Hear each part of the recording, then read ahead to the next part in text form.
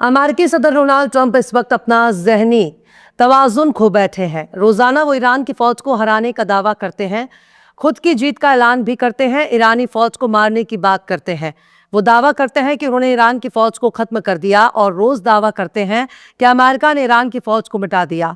न ईरान के पास अब नेवी है, न एयरफोर्स है, न उसके पास मिसाइल है। तो डोनाल्ड ट्रंप को फिलहाल किसी पागलखाने में इलाज कराने की जरूरत है।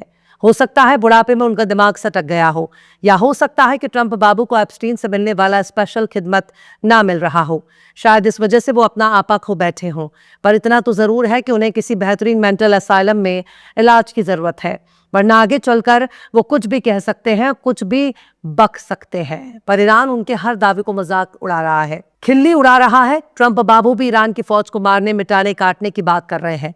अगर ईरान के पास फौज नहीं है, मिसाइल नहीं है, जंग लड़ने की ताकत नहीं रह गई, नेवी एयरफोर्स सब कुछ खत्म हो चुका है, तो अमेरिका के मिलिट्री ठिकानों पर हमला कर कौन रहा है? रोजाना इजराइल को कौन नुकसान पहुंचा रहा है?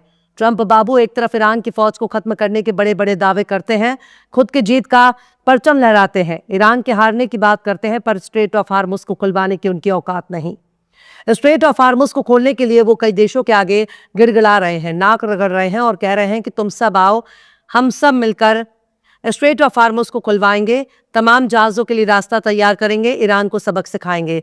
लेकिन जब ईरान के पास कोई ताकत नहीं रह गई, तो ट्रंप बाबू दूसरे देशों की मदद की गुहार क्यों लगा रहे हैं?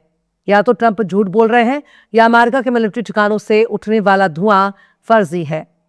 आखिर कैसे बुढ़ापे में सटक गया डोनाल्ड ट्रंप का दिमाग? सलाम, नमस्ते, सत श्री अकाल। मैं हूं आपके साथ हर्षिता मिश्रा और आप देख रहे हैं टाइम्स मेल। ट्रंप बाबू रोजाना मुंह धोकर उठते हैं और ईरान को जी भर भर के कोसते हैं और कहते हैं कि हमने तो ईरान को हरा दिया, हम जीत गए, अब कुछ बचा नहीं है, जंग अब खत्म होने वाली है। पर रोजाना अमेरिकी फौजियों की लाशें पहुंच रही हैं, कभी इराक से, कभी कुवैत से, कभी बहरीन से, तो कभी ईरान के जरिए मार गिराए गए जहाजों से। ईरान जंग में अमेरिकी फौजियों की लाशें वॉशिंगटन पहुंच रही हैं और अमेरिका के लोग ट्रंप बाबू को भी भर भर के कोस रहे हैं। और ट्रंप बाबू इन लाशों को देखकर अपना आपा खो बैठे हैं और रोज एक नया नया तमाशा शुरू कर देते हैं। तमाम आसार बुढ़ापे के हैं। ट्रंप बाबू के सठियाए जाने का इससे बड़ा सबूत कुछ नहीं हो सकता। ये सारे आसार एक पागल और ज़हनी सदर के दिवालिया होने के सबूत हैं। ट्रंप को फौरन किसी मेंटल असाइलम में भर्ती कराया जाना चाहिए, जहां एप्स्टीन की फैसिलिटी मौजूद हो, या फिर 4 तमाचे लगाकर ट्रंप को होश में लाना चाहिए। अब ट्रंप की हालत देखकर उसके दुश्मन भी हंसने लगे हैं। बुढ़ापे में इतना सटक जाना भी ठीक नहीं है। एक तरफ वो झाल मजीरा लेकर चीन, फ्रांस, जापान, साउथ कोरिया और ब्रिटेन से अपने अपने वॉरशिप भेजने के लिए कह रहे हैं, ताकि स्ट्रेट ऑफ हार्मुज पर कंट्रोल किया जा सके। वहीं दूसरी तरफ ये भी सवाल उठता है कि अगर ईरान के पास कोई ताकत नहीं, तो अमेरिका क्या अपने दम पर इस रास्ते को खोलने की कोई ताकत नहीं रखता? क्या अमेरिका की कोई औकात नहीं रह गई कि वो ईरान से लड़ सके या उसके जरिए बंद किए गए रास्ते को खोल सके? अब दूसरे देशों ने भी अमेरिका की औकात को तौल लिया है, अमेरिका की हैसियत को माप लिया है, ट्रंप की बुद्धि को देख लिया है और वो समझ गए हैं कि बंदा खुद तो डूबेगा ही, हम सबको भी ले डूबेगा। ये खुद बुढ़ापे में पागल हो गया है और सबको पागल करना चाहता है। किसी भी देश ने अमेरिका का साथ देने के लिए हामी नहीं भरी। कोई तैयार नहीं है जो ईरान के खिलाफ अमेरिका के इस बेबुनियाद और गैर कानूनी जंग में हिस्सा ले। अब हालात ये हो गए हैं कि कई देशों ने खामोशी से वॉरशिप भेजने से मना कर दिया। चीन कह रहा है कि हम बातचीत कर रहे हैं, लेकिन जहाज भेजेगा या नहीं, इस पर उसने कुछ नहीं कहा। ब्रिटेन कह रहा है कि हम हालात पर नजर बनाए हुए हैं, स्ट्रेट ऑफ हार्मुज खोलना बहुत जरूरी है, लेकिन जहाज भेजने से बेहतर है इस जंग को खत्म किया जाए। वहीं साउथ कोरिया ने कहा कि वो अमेरिका के साथ मिलकर गंभीरता से हालात का जायजा लेगा, बस विचार किया जा रहा है। वहीं फ्रांस ने तो साफ साफ ही मना कर दिया। उसने कह दिया कि जंग जारी रखने तक जहाज नहीं भेजेंगे, सिर्फ हालात बेहतर होने पर ही गौर करेंगे। मतलब फ्रांस भी ट्रंप के चक्कर में अपना नुकसान नहीं करना चाहता। सबसे मजेदार तो जापान का जवाब है। जापान ने बिल्कुल साफ साफ मना कर दिया। जापान ने कहा कि मौजूदा वक्त में ऐसा कोई प्लान नहीं है, क्योंकि हमारे यहाँ कानूनी परेशानियां ज्यादा है।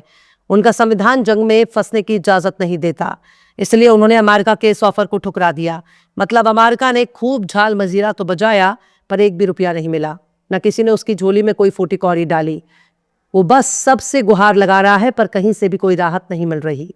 और बात सिर्फ यहीं तक नहीं है।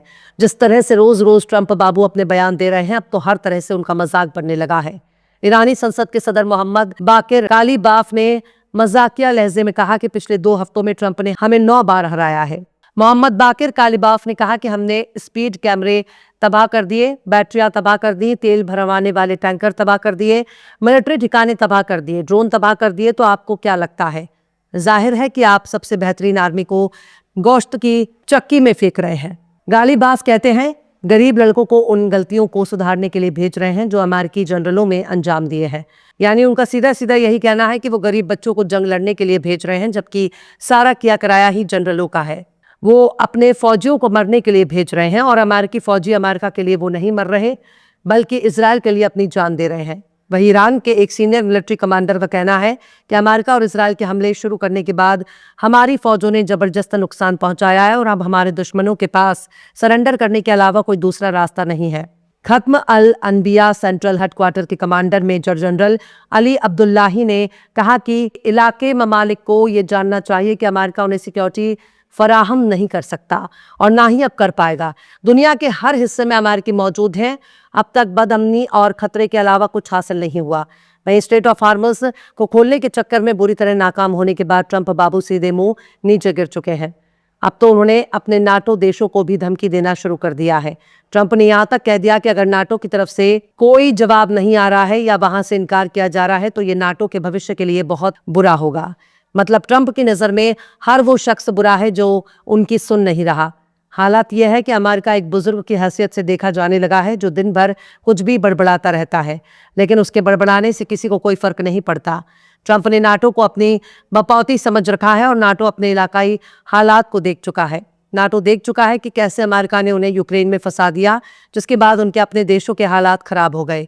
नाटो देशों की अपनी माली हालत खस्ता हो गई, बेरोजगारी बढ़ने लगी। अमेरिका की वजह से रूस का तेल बंद हो गया, अमेरिका की वजह से रूस का गैस मिलना बंद हो गया। ग्रीनलैंड पर कब्जे की धमकी देने के बाद नाटो देशों को इतना तो समझ में आ गया कि अमेरिका उनका साथ देने वाला नहीं है, बल्कि अमेरिका अपने मतलब के लिए उनकी बलि चढ़ाने से पीछे भी नहीं हटेगा। वो उनका इस्तेमाल कर रहा है।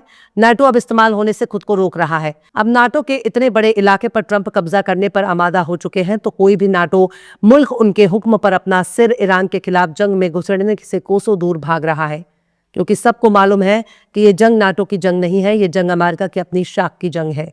ये इजराइल की जंग है, नेतन्याहू की जंग है, और इस जंग से पीछे हटने के लिए ईरान बिल्कुल भी तैयार नहीं। फिलहाल इस खबर में बस इतना ही। यह एपिसोड आपको कैसा लगा कमेंट बॉक्स में आप जरूर से बताइए। पसंद आए तो लाइक करें, शेयर करें और बेबाक निष्पक्ष स्वतंत्र पत्रकारिता को सपोर्ट करने के लिए हमारे चैनल टाइम्स मेल को जरूर से सब्सक्राइब करें और बेल आइकन की घंटी वाली बटन आप जरूर से दबा दें ताकि आपको हमारे आने वाले नए वीडियो की नोटिफिकेशन फौरन ही मिल जाए। फिर मिलते हैं किसी और वीडियो में एक नई खबर के साथ। हर्षिता मिश्रा को दीजिए इजाजत। जय हिंद। अगर अभी तक आपने हमारे चैनल टाइम्स मेल को सब्सक्राइब नहीं किया है तो जल्दी से सब्सक्राइब कर दें और बेल आइकन भी प्रेस कर दें।